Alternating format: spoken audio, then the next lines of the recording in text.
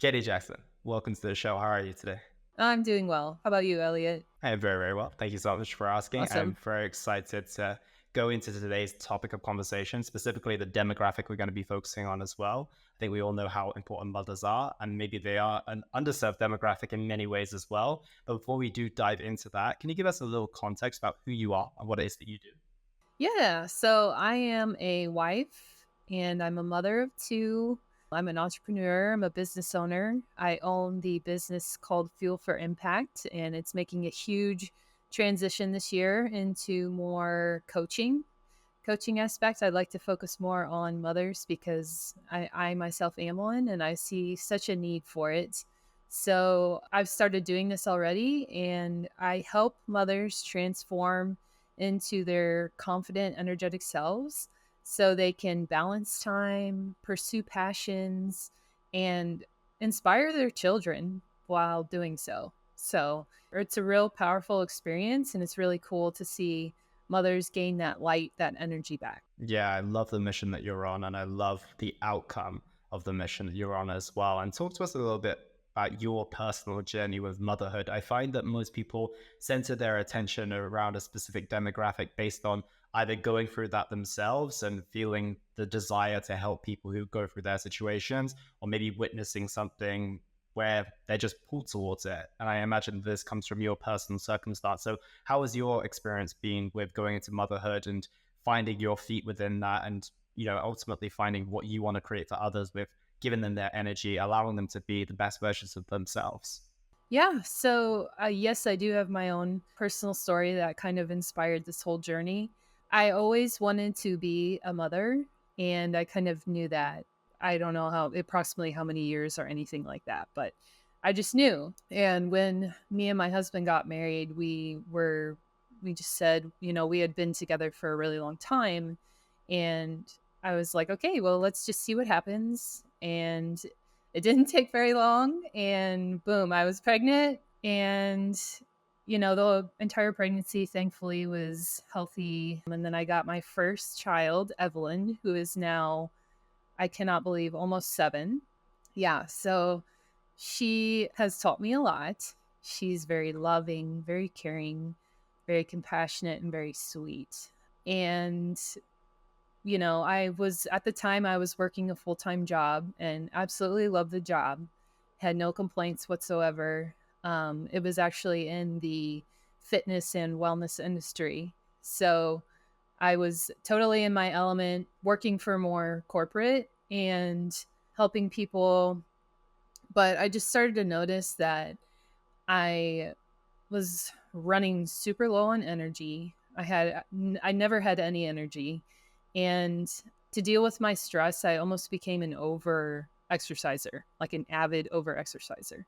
And I didn't eat very well because of that. And mostly is like I wasn't consuming the right calories that I needed.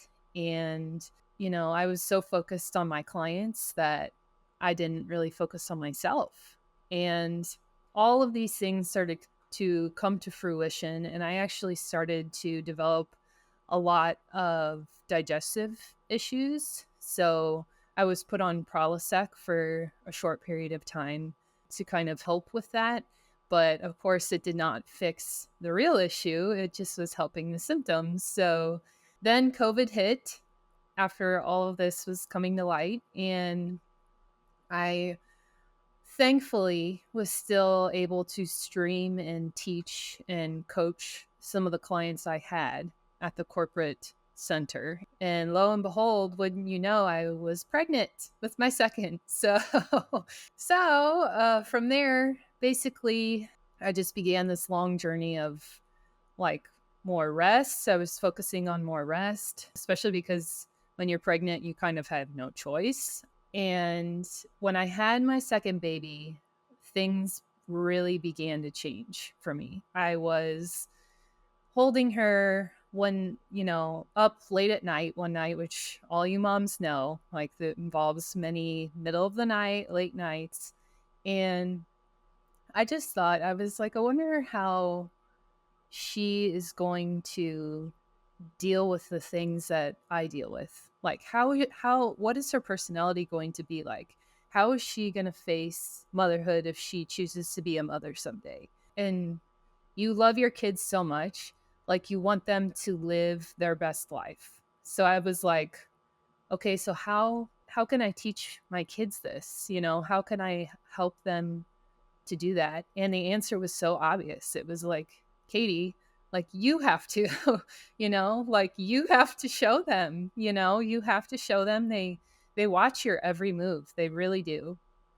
And when they see you live out your life like that, you have passions, that you have that fire and you have those goals, they start to like emulate that, and they start to pick up on things that they really enjoy, and they express themselves and get out in the world and aren't afraid, like. And I really focused on that. I wanted that for my kids, so I wanted to inspire my kids, and in return, I was helping them, I was preparing them for the world. So Yeah, absolutely. It's a question I get all the time from parents. Is like, how can I get my child to eat a little bit more healthy? How can I get them to use their technology a little less?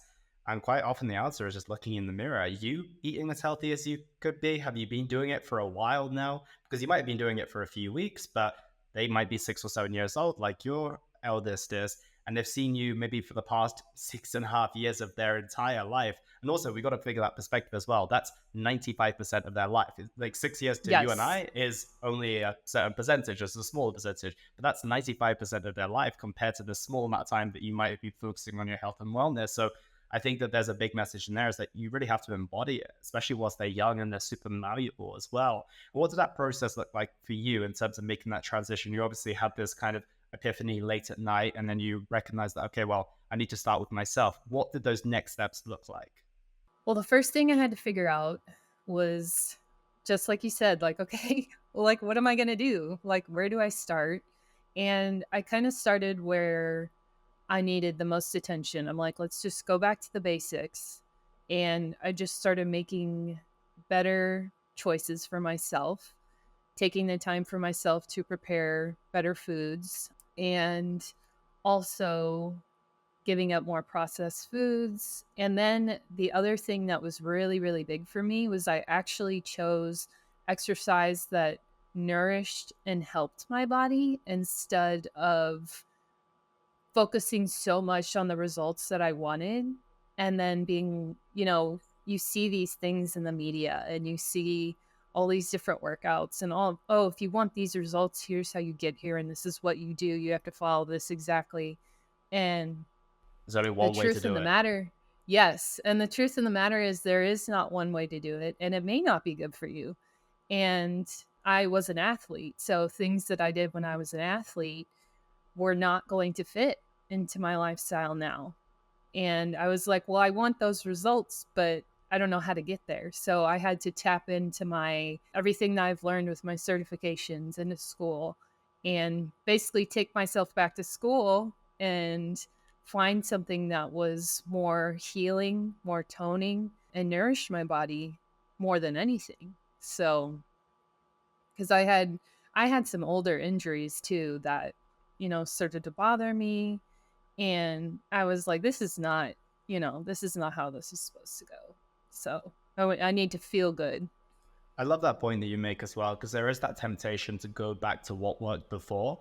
And I think that we always seem to forget that our lives looked completely different. Like, even if we Hmm. don't have children, we're in a different situation with our life. Maybe we're in a new relationship or a new job, or maybe we're just even 15, 20 years older than we were when we were at our absolute best, when you were an athlete, for example. And I think that we often forget that. And especially when kids come into the equation as well, I quite often say to a lot of people is that, those results you got in the past and the energy and time and effort you were able to give to your health and fitness in the past is amazing, but it might have to look different now. And I think that that's a big takeaway that I want people to hear and understand. And unfortunately, it might come with slightly slower results than it used to.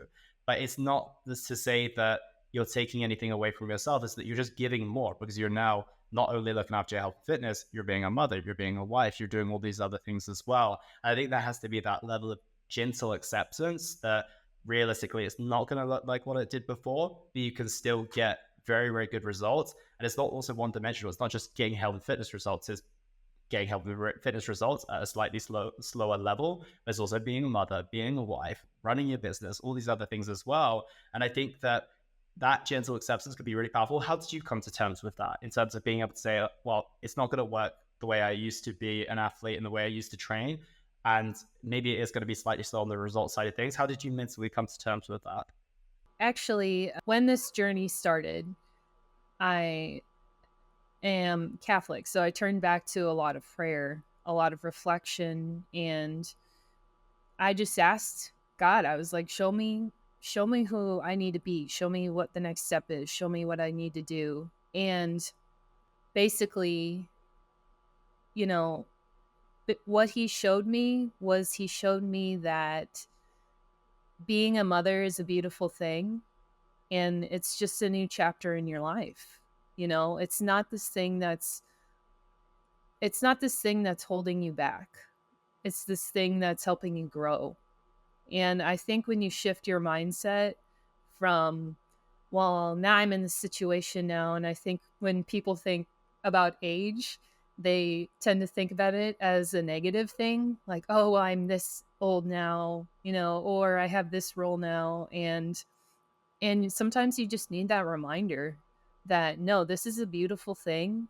And it's not that you necessarily forgot because you enjoy being the age you are and you enjoy being the mom you are, but somehow subconsciously, we kind of bury that down and we need that reminder. Like we just need that reminder. So, I love that. I love that. Can you speak on yeah. that a little bit more? Because of I don't always get to give my opinion as fully as I would like to because I'm not a parent yet, but I almost feel like Yeah. some people have their children and they almost see it as something that happened to them. It's like you Yes. probably chose to have the children you have, and now all of a sudden you're like, wow, I've got these children, they require this, X, Y, Z. And I know deep down they love them, but quite often you hear more of the complaints about what they're having to sacrifice or miss out on versus what it's giving to them. So can you speak on that a little bit more for someone who's like, I'm not a parent yet, so I'm just holding my opinion to myself. For Sure. someone who is a parent, please go ahead. Well, first of all, when you become a parent, you never really know what's going to hit you. Everybody can describe it to you and you can see other parents, but you don't know how it's going to affect you. So when you become a parent, it's like this whole new world and it's like full of all these highs and amazing like gifts. And then it's also full of a lot of like realization on how much time and how much giving and how much energy it takes. And I think that's where people really fall into that. Like, oh, like having those thoughts where I don't get to do what I wanted to do anymore. And like, how am I going to adjust to this? And all of that, I believe, comes with a lot of uncertainty.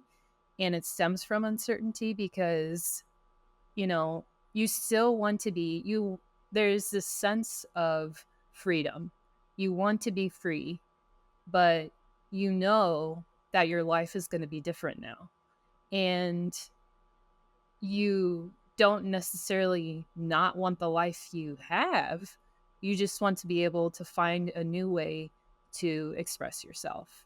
So I think that's where it's so important, where people like you and me, we're in this industry for a reason and we're very passionate about that. We know that body transformation, we know that coaching, it takes a lot of mindset in order to be successful. So, yeah, so that's where I go with that usually. I like it. And I think a big thing that it comes back to, as we just mentioned, is letting go of the old and being able to embrace the new and just seeing that, okay, well, there's no going back to that. Once you have children, that's something you're going to have for life. And it's a beautiful thing to embrace and to understand as well. And of course, like you mentioned, it comes with its challenges and its ups and downs. But at the same time, like I think it's just fully embracing that new era and that new chapter, as you said, and as you were asking for God, the guidance that you needed, I think a lot of people, even if they don't have that level of faith, they can just say, well, what can my life look like now? It doesn't mean I have to leave these things behind. It's just that things are going to have to look a little different. So I like that a lot. And transitioning into something you speak about, which I think is going to encourage a lot of parents, is unbreakable energy. Everyone I could ask probably loves the sound of that, especially mums. So talk to me about what that concept means and how we can start creating unbreakable energy. Yeah, so unbreakable energy is basically where you transform into this energetic, confident version of yourself as a mom, and you have time to pursue your passions. You have time to nourish your body, and you, in return, you are showing your children how to be free, how to express themselves. And how you get there is the smallest, simplest steps, right? And I think what's important to address here first is the obstacles. So, it's like, oh yeah, all of that sounds amazing, but like immediately, and especially as a mom, like I always think, okay, well, what are the things that you're always like looking for ways to make things work. So it's like, what are the things that I'm going to have to take care of? What are going to be my obstacles? So the first and most obvious one is time. So everybody struggles with having enough time, especially moms. And it's not that we necessarily don't have the time, but we don't know how to make time. Like we don't even know how to make time. And with the little time we have, you know, we're spending time thinking about what we're going to be doing. And then before you know it, the time is up. So it's like, oh, my baby's calling for me, or some, I got to go to pick up this kid, whatever the event is. So basically it's finding the time and like getting a coach who can help you with that. And whether it's 5 minutes or 20 minutes, and connecting that with the transformation you actually want, and making sure that transformation is actually fits your lifestyle, is going to integrate with your family life. um, and the second biggest one I hear is, I don't have the money for self-care. And I think we have to redefine how we think about self-care, because I was equally guilty of this. When I thought about self-care, I thought about like massages. I thought about going to get a facial. I thought about going to get my nails done, and those are all wonderful things. And but that's not everything self-care encompasses. Self-care encompasses so many other things. It encompasses your passions. It encompasses your mindset, like so many different categories. It's so much broader. So when people say I don't have the money, I want to say, well, we're not looking to spend a ton of money, because, you know, that frame of mindset already, you want to look for things that are soul satisfying, right? Because then it won't feel like you're spending all this money. You won't have that negative mindset, because you're like, this is soul satisfying. It's so soul satisfying that it's a part of me. And actually, an example of that I have is one of the things that I always told myself, oh, well, I don't know if it's ever going to be possible for you to do that. It takes so much time, was horseback riding. So I went back. I used to ride horses when I was little, and becoming an adult and a mom, I was like, oh, I know how much time that involves, and I know it's a lot of money. And I was like, you know what? Stop telling yourself no and just check it out. Like, give yourself more of an opportunity to check it out, and then be confident. Like, at least be confident when you say no. So I checked it out and I was like, okay, that's not too big of a cost. Like, I can work that out. And I managed to work it out with my husband's schedule. And now I go every Friday, and it's like the best thing ever. I'm there, and it's I feel so free. And like, I call myself an equestrian now, like, which I, had always dreamed of getting back into horses. But for some reason, I just put up that wall and just said, no, not going to be possible, because you're grown up now and you have responsibilities. And I think And again, it goes back to our children. It's like, oh, that's so sad because I don't want my children to think that, like your life is just getting, you have all these different chapters and your life is getting started always in a different chapter. There's always new things to explore. So, yeah, so you know, going back to your question about that unbreakable energy, it's just when you have that light back and when you feel those soul satisfying activities take a place in your heart and you're one with your spirituality and you're nourishing your body, you just feel like you're on this whole new level of like, I love my life. I love my children. And this is freaking awesome. Like, why didn't I do this sooner? So, this is what I help moms to do. And it is like the most rewarding thing ever.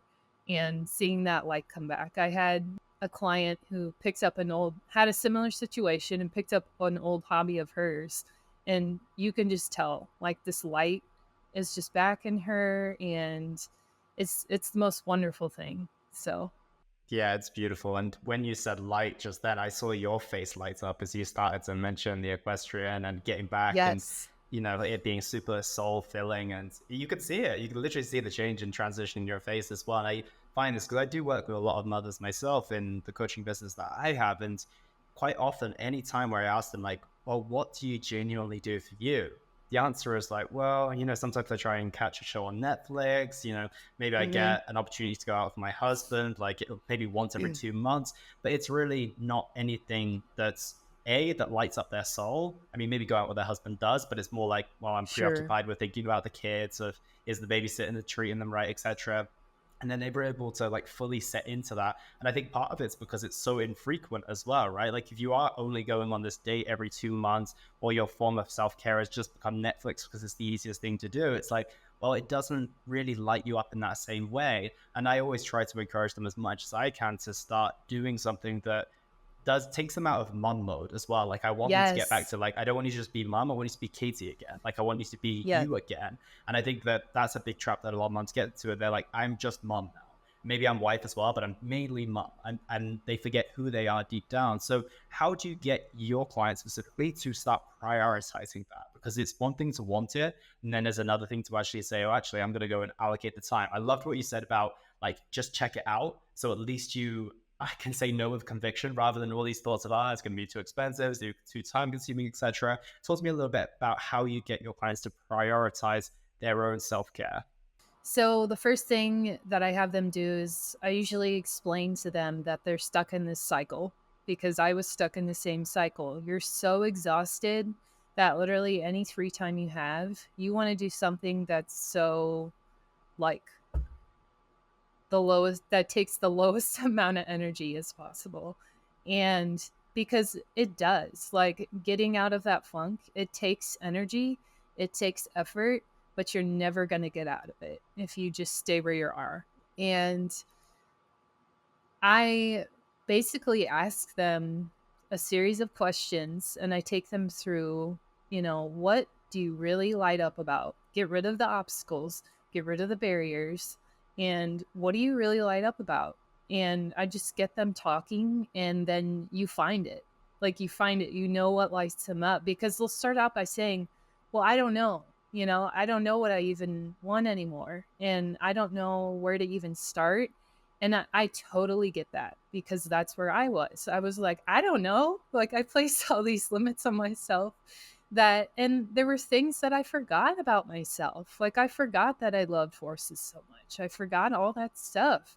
So it takes the intentionality of a coach asking the right questions and really like prying and asking you, what do you light up about? And tell me a little bit more about that. And, when you dream at night and you dream about things, do you dream anymore? Well, like sometimes that's something that people have trouble with is they shut, they're used to like responsibility that they down all their dreams. They shut them down immediately because they're like, that's scary. I have responsibilities now. I have this new human being that I'm in charge of. So I just need to focus on that. And the truth in the matter is that it is not a healthy way to think. So Yeah, I love that. And I think that just someone asking the question for the very first time is a step towards something that could be very, very good for them. Because, like you said, I think people get so caught up in, I'm exhausted all the time. I've got all these responsibilities. If I do have a little bit of time, maybe I want to go do the washing or even just get a 20-minute nap because realistically, I know that once the kids wake up, I need to get going again. And I think that that really shows the need to allocate it within your schedule and give it the importance that it really, really deserves. Because if that's a big thing that you mentioned as well, is that I feel that when people go into motherhood, is that they lose that element of joy in other things, and there's just not anything that's like you said, like that lights up their soul that's within their repertoire. So I love that as well. So what I want yeah, to you're continue, go for it. oh, I was just going to say, yeah, it's just you are so overwhelmed and busy with the day-to-day tasks that anything extra sounds like work. So that's the other part of the mindset that we have to address is it's like this is all anything extra is work and I am just keeping my head above water and I know I need a break, but for some reason to me that just seems like another thing that I got to do right now. So Yeah. that's when you really know that yeah, we need to do something. So there's a big narrative switch there as well that needs to happen, Yes. right? Yeah, no, I like that a lot because if we frame it in a different way and you're like, well, this is actually fun, this is enjoyment, this is not something that's going to take away from me. But I think that that's the thing that you mentioned as well. It's like it gives you that energy back. So when you, this is the same as a health and fitness journey as well. That's why I say to my clients, it's like, okay, you have split a few hours into your training, your meal prep, etc. But when you go back to doing the tasks that you need to do, you're going to have 10 times more energy than you had before, that those tasks are just going to somehow fall into place. Whereas they took, like, let's say they took 40 hours of a week before, because you're now more productive, you're more energized, you're feeling better, they now only take 30. So you now have those 10 hours to Yes. commit to yourself, but you have to commit to that time first. Otherwise, it's always going to take 40 because it's going to be in that same exhausted position. And the question I wanted to Yes. transition into next is around younger children. Obviously, when you get started with motherhood and your children are very, very young and they're requiring a lot of attention from mothers as breastfeeding as well, how is that different to having kids who are maybe like 7 and 4 years old, for example, versus having children that are maybe months old and maybe just 2 or 3 years of age? Well, the challenges can be very different. So, especially when the when the children are younger, what's crazy is it depends on the kid because my first kid, my first girl, she was very what I call a by the book baby. Like she ate every 3 hours, she breastfed really well, and it was really easy for me to form a routine. And though I didn't have a whole lot of free time, I at least knew like okay, like she's going to be hungry around this time. She's going to need this, that. Kind of My second, predictable. yes, my second was not as predictable. She was impatient when we did breastfeeding. She was very feisty and every day was a new day with her. So that took me on a whole new adventure. So, with moms with young children, what they really have to figure out is keep trying. Like, just keep trying, because you are growing with your children. So be open. Be open to trying new things. Like when it comes to exercise, when it comes to nutrition, just, take a deep breath and don't be so focused on the control because a lot of times you're thrown into situations with children where you feel very out of control. And so our natural instinct is that we want to figure it out and we want to control it. And that seems to be our reaction that overtakes other decisions. So, just relax, trust your instincts and just roll with it. That was like the biggest lesson that I learned. Just roll with it because you don't know what you're going to wake up to. And having a plan A, B, C, and D, because it happens. I mean, that's just life. So as they get older, things begin to shift a little bit and, they're becoming healthier. But you still do have that unpredictability because they are trying to figure out their emotions, right? They're trying to figure it out. And so you're able to form more of a routine, but you also want to make sure that you're there for them. You know, you're there for them while they're at school and they come home from school. And so when you have, I obviously have not reached this point yet, but when you have children that become older and then they start to get involved in things.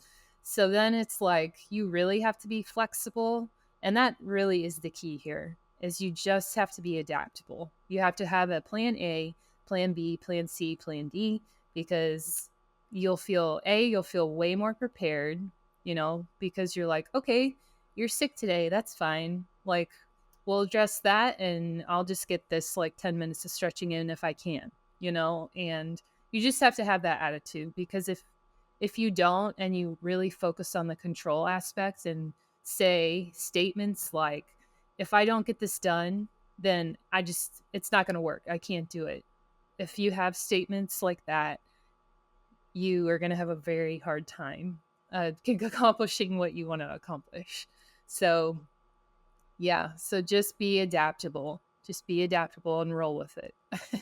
And I love that because it's the opposite of control, right? You can't Yes. be controlling and flexible synonymously. You just can't do it. And that's where you have to let go of one or the other. And I think a big part is letting go of that control, because control and unpredictability also don't fall into the same sentence and bracket either. So I think that's a big, big takeaway that I want people to hear. And another aspect as well is that so many mothers give themselves such a hard time, right? Like if Yes. they Yes. don't complete that workout, they are a terrible human. If they aren't able to prep their meals, for some reason, like they give themselves such a hard time. I have mothers check in on a regular basis with me and like, oh, I didn't complete this again. It's like I keep saying the same thing for the last 3 or 4 weeks.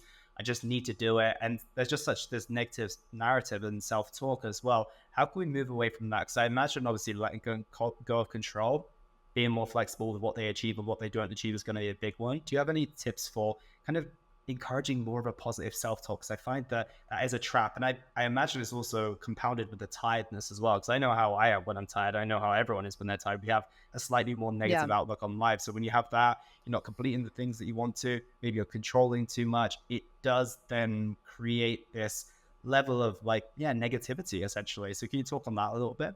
Yeah. A big thing with moms is guilt, and we often call it mom guilt. And, you know, that's where you find yourself feeling guilty for everything. And it's very unhealthy. It's just not. And it's something, where we put ourselves under such pressure to do a good job that you just have to remember, like, just being there for your child and doing the best you can and loving them is really what they need. That is essential. Like, it's okay if you mess up, and you forgot their, whatever it was, you didn't bring the right amount of diapers, or you didn't bring the right amount of wipes, or maybe you forgot at school that, my kid goes to a school where they have to wear a uniform and they have to dress a certain way every day. And sometimes they have days where they get to wear whatever they want within, the restrictions they have. And, so maybe it's like, oh, well, I forgot that day was a dress down day, is what they call it. Like, and she's like, and she was upset and all these things, and it's my fault. And you just have to cut yourself some slack. Like, you did, like, everybody is growing here, everyone's learning. I think that the biggest thing that I would tell moms is just remember to breathe and take it one small step at a time. Like, yes, we want to keep your vision and your transformation in hand. We want to make sure that that's clear on what it is that you want. But just remember that this is going to be a roller coaster and this is going to be a journey. And you don't have to do it perfect. You don't have to be perfect all the time. It's impossible. So if you set yourself up like that, you're in for a lot of like self abuse and disappointment, really. So just remember, it's a roller coaster. And the one thing that you can hold on to is that you're trying. Like you're putting the effort in where most people would just give up. So, like I use that to elevate moms because it's like just remember, like you are putting in the work, you are putting in the effort, and even if you fail, like you're just that much further along on your journey. Like now we know that doesn't work, or now we know we're going to run into those situations. Like take everything and just put a positive spin on it, and remember, the goal is to inspire your children. So they watch how you react to certain situations. They watch how you talk to yourself. They do catch on. I have two girls and I am very careful about, you know, what I say to myself in the mirror when I'm getting ready. They ask me about, makeup and all these other things. And I'm just like, oh, it just makes mommy feel pretty, but it's not something I really have to have. And it's just you're instilling this knowledge and you're building confidence in your children. And that's honestly what it's all about when you're a mom. So just remember, like, if you lead by example, you're not going to screw up. Okay. You're not going to screw up big, I should say. So just remember, like, to be yourself. Yeah, I think that's brilliant. And I think that many times it's hard to do it for ourselves, but when we do it for others, it makes it so much more achievable. And I was about to ask, how do you remind yourself to do that? But I guess each time you look at your daughters, like that's your reminder, right? Yeah, absolutely. And, you know, every day it's the little things throughout the day, like when they smile at me, when they run to me and give me a big hug, or they ask me questions. And, of course, we have bad days where everybody's really cranky and we're fighting more, and you just have to take a deep breath. And sometimes, you know, just being honest with your children too. Like, I know my daughter's only 7, but I tell her, I'm like, yeah, mommy's just having a really hard time today. Like, I didn't get much sleep last night. And I go, I shouldn't have said that to you. I'm sorry. So just showing them that it's okay to make mistakes.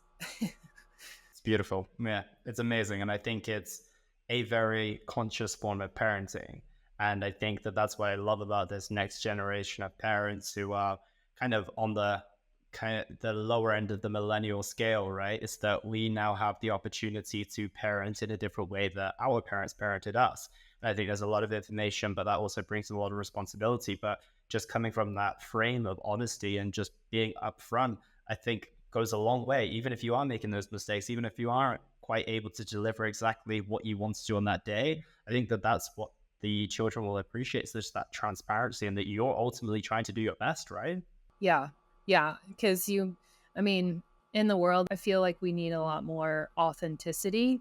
Yes. So I stress that really hard in my coaching business and just in life in general.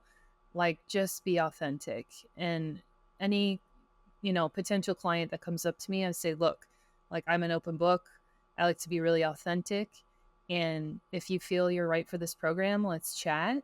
And if I feel like you're not ready yet or it's not time, I will tell you, like, and I will tell, so it's everything that you do should be authentic because the world needs more of that.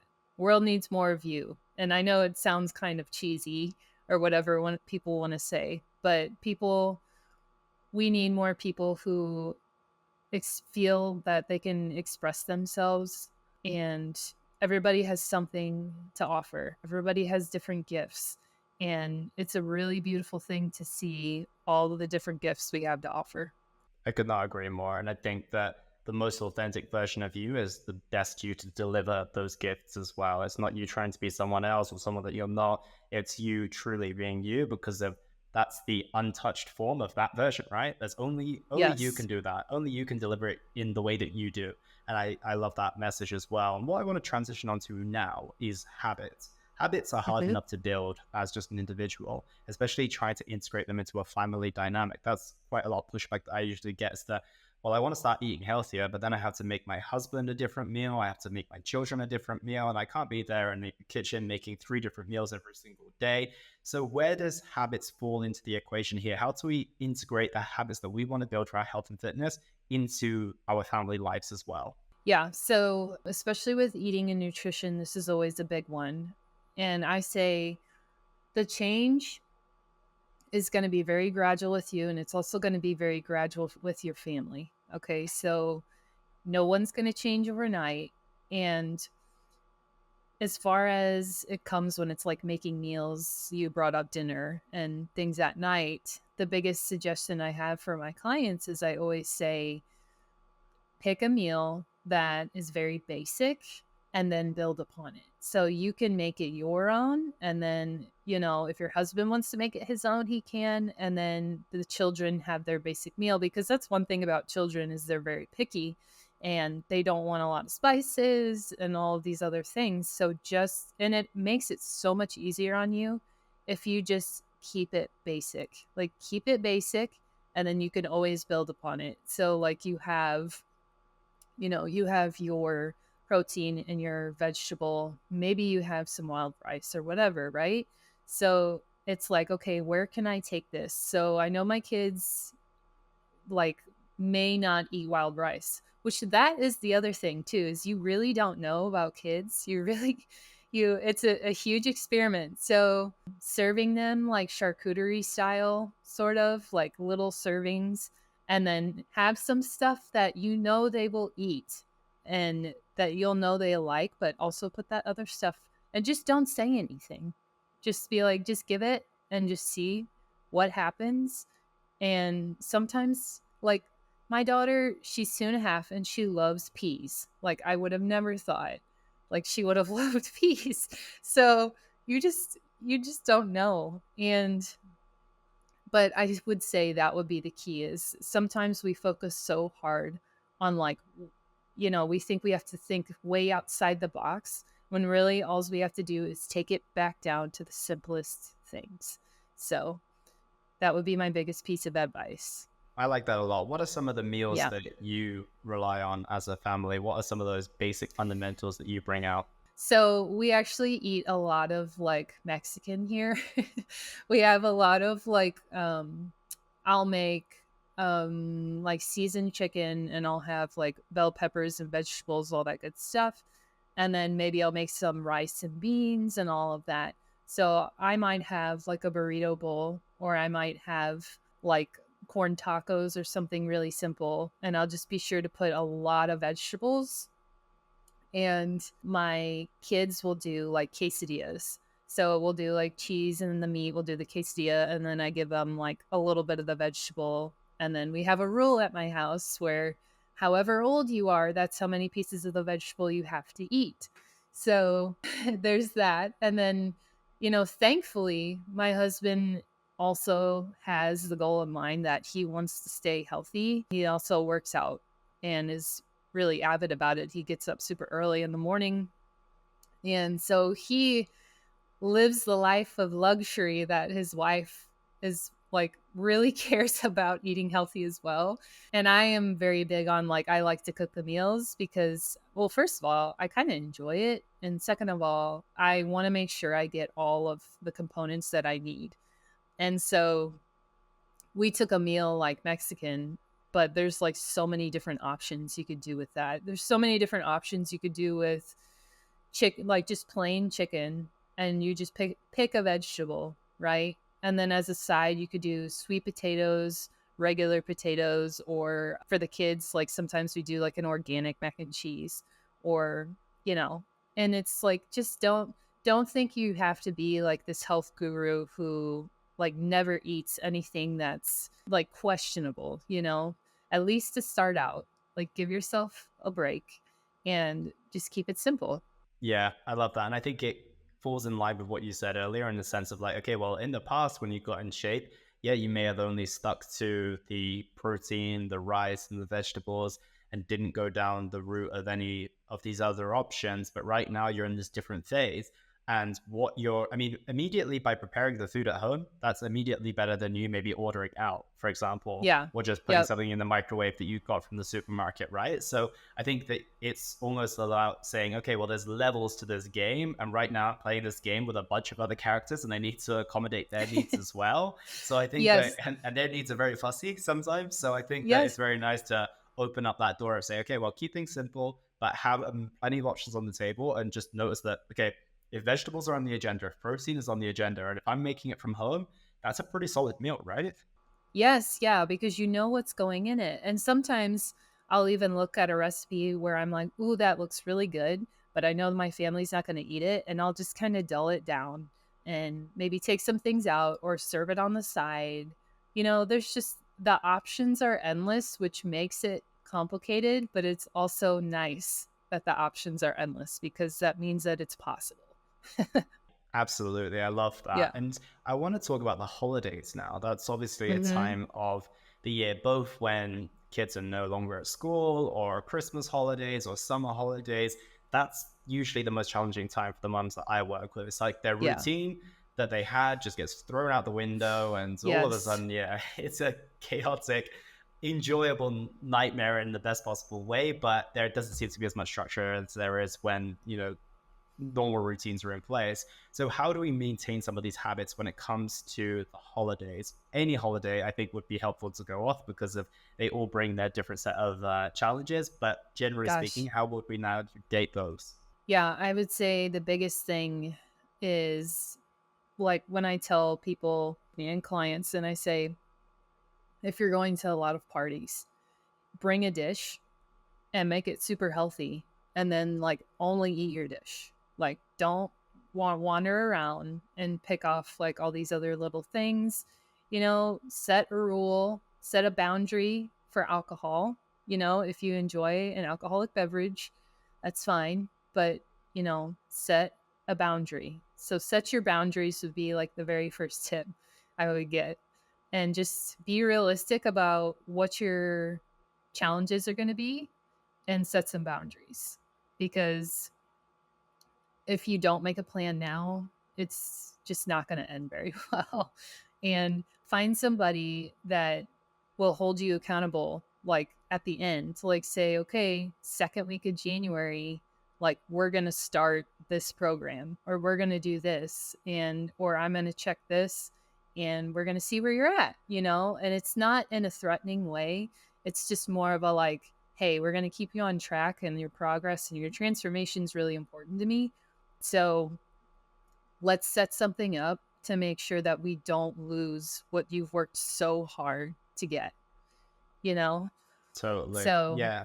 Because those weeks turn into months, right? And yes, if you don't yeah. have someone to kind of touch base with you, it's like, well, I was supposed to touch base on the second week of January, but now we're 6 weeks into the year and the schools are about to break up again. And then all of a sudden it's another, holiday to navigate. So I think that's a really, really important part. And do you basically like cycle based on the holidays? Like, for example, right now that we're not in holiday mode, would you be training a little bit more? Then maybe as we transition into Christmas or Thanksgiving, for example, would you then maybe lower the amount of activity that you're doing? Is that how it personally works for you and your clients? Yeah, I mean, that does, but I also tell them because you're right, because it does kind of work in a cycle.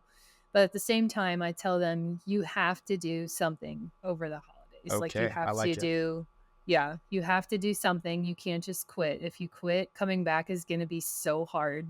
And and you're going to be, that level of confidence goes down, and there's also that level of like shame you have to deal with because you shouldn't have done that thing, but you did it anyway. So basically, if the as much as you can stay ahead of the game, the better.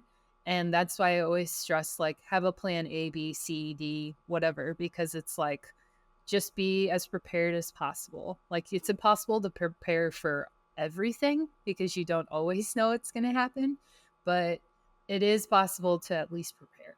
Like give it some effort and prepare yourself because you know what's coming now. You know what's coming. So, Yeah, I like that. It falls in line with everything that we've mentioned today in terms of giving yourself some grace, being flexible. I think a big thing is not having that all or nothing mindset as well. Because I think that some people are like, well, if I can't complete my 3 training sessions, then I may as well not do it at all. And that's something Yeah. that is not exclusive to mothers. It's just about 90% of the people that we come across on a day-to-day basis. I'm sure it's the same for yourself as well. And it's just let it go, recognizing that Yeah. something is better than nothing. And that's the mindset I want to switch to people. It's like, let's leave the all or nothing mindset behind and let's embrace the something is better than nothing. Because like you said, Mhm. getting back on track, like time and time again, it becomes exhausting in itself. And it's much, much better to just raise the frequency of what you're already doing versus having to start essentially from what you perceive as zero once again. Yeah, exactly. So I think, again, we're always coming back to mindset. So it's all about how you perceive the holidays. Like if you look at it and you're like, okay, I know I'm going to misbehave, then it's like, well, then you are. I mean, you just, well, so if you look at it from a mindset of like, okay, I really don't want to lose the progress that I've made and I've made all these amazing changes. I feel amazing, and the holidays are here and I'm feeling a little bit discouraged because I know what's coming. How can I make these changes so that I can still like feel like I'm celebrating the holidays, but also at the same time, not losing that whole mindset and having to start over because it's just, you know, it's also not good for you physically to bounce up and down in weight so frequently like that as well. So that's something else I try to just remind my clients of. And because I mean, it depends on how you look at the holidays too. A lot of my clients, sometimes it's a very stressful time of year because maybe they lost like a loved one, or maybe they have family who doesn't get along, or maybe it's just the opposite. Maybe it is their favorite time of year and they absolutely love it. This is when they're thriving.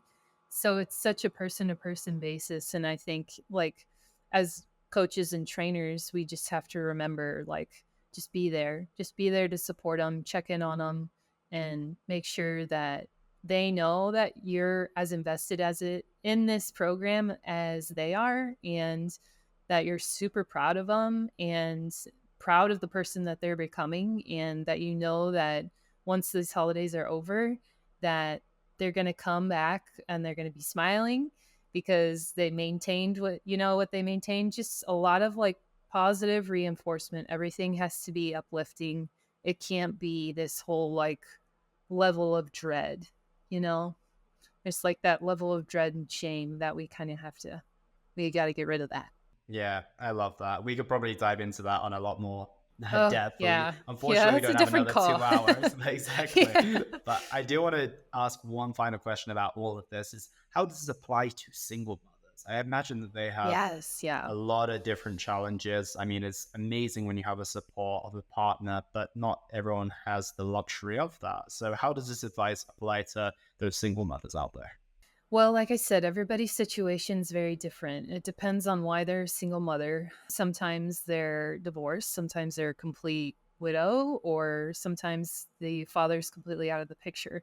So it really depends on the individual. And that is one of the first things that I tackle with my clients is like, what's your availability like?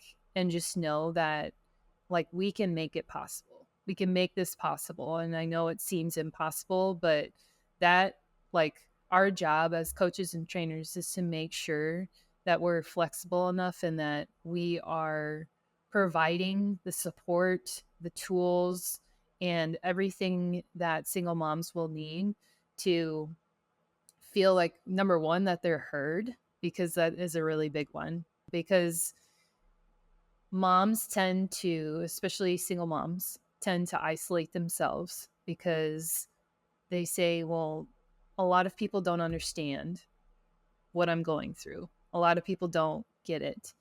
And I think making sure that your client, who is a single mom, is seen, heard, and they know that you empathize with them, and everything that we address is very real.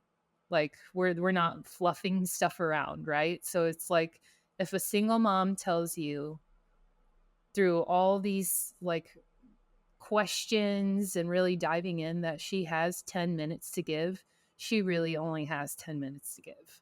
So, like, and that is totally fine. And that's where we start. That's where we start. So, anything is possible, and everybody has dreams. And if you basically, if you really want something bad enough, you just have to get connected with the right people and it will happen. It will. So I always tell single moms, like, don't feel left out. Like, just because you feel like you're on your own and you don't have a lot of help, it doesn't mean that you can't accomplish something. And if anything, you probably have a way stronger perspective than, all the rest of us moms, like, can learn from each other. Right. So total sense of respect there. Yeah, I would say those are the biggest things I would start. Yeah, I think they're big. And I think that it's just like you said, applying the type of perspective that you need to your individual situation and recognizing that every single person is an individual. And if anything, it gives you even more kind of power, I want to say, over the upbringing of Mhm. your child. And I think that what you started this conversation with is like being the inspiration for your child, thinking about the future self for them and how you want them to live their lives as well. And seeing it from a positive perspective, like, okay, I've got complete autonomy about how I raise my child and how I allow them to show up in the world. So, in a beautiful way, there's even a greater deal of responsibility on myself because they don't have two parents to learn from. And, it can be seen as a disadvantage, which in some ways it's going to be more challenging, but in other ways it Mhm. can be seen as an advantage. And I think that that's where maybe even reaching out to a coach is even more important because you don't have that other figure in that child's life. So that's where maybe you need that a little bit more support, a little bit more accountability than someone else might. Yes, yeah, absolutely. So, yeah, it's one of those things where, like you said, we're bringing it back to how inspiring children is like really the ultimate goal and basically using your strengths to get where you want to go. So, I yeah. love it. I love it. Katie, this has been an amazing conversation. I really, really enjoyed it. And I want to wrap up with a final couple of questions. And the first Sure. is, what impact do you want to have on the world with the work that you do? Well, I really just want to empower mothers to, I think the key is really to empower mothers to feel free and transform into that positive, energetic woman that I know they can be. Because, again, the biggest thing is to inspire our children and has a rippling effect. So, the more authentic you are, the more passionate you are about all the things you love and how you can show that to them, just really living life with like a huge light and a huge zest for life is really the biggest thing I want to teach people, because we need people to go from having the routine that's super dull and I work a really hard, stressful job and I don't do anything outside of my work because I'm so exhausted. We need people to take it up way, like, a huge notch, like way up here, because we need people to be themselves authentically, because we don't need more robots, basically. We need people to express themselves because we need each other, is really what it comes down to. We really need each other. And humans are social beings, even if you're an introvert, which it may surprise some people, but I'm like super introverted. So it's like, I need, yes, but I need people though. Like, I need to be around people and I thrive off helping people. So I would say that would be the biggest impact I want to have on people. I love it. I love the Yeah. mission that you're on. And where's the best place for people to find you if they want to keep up with the work that you're doing? So they can find me on Instagram and Facebook. If you look on I think there's going to be some links attached to this In the show notes podcast, below. but Yep. yes. So you can find me on the socials. I also have a link where you can set up a free consultation with me if it's something you're interested in working with me. I do have a program out right now. It's called Mama Needs a Timeout, your 90-day program to balance time, unbreakable energy, and powerful confidence. So that is the program I have out now. So if you want to reach me, I hope to hear from you soon. But, this conversation was wonderful, Elliot. Thank you for having me. And yeah, I wish the most success for us all and good luck to everyone showing their gifts and being their authentic selves. Absolutely. No, the pleasure was mine, Katie. I think we had an amazing back and forth, and I feel like this is going to help many, many mothers. So I'm looking forward to getting this out far and wide. And yeah, thank you so much for your words of wisdom today. I really appreciate it. Awesome. Bye. Thank you.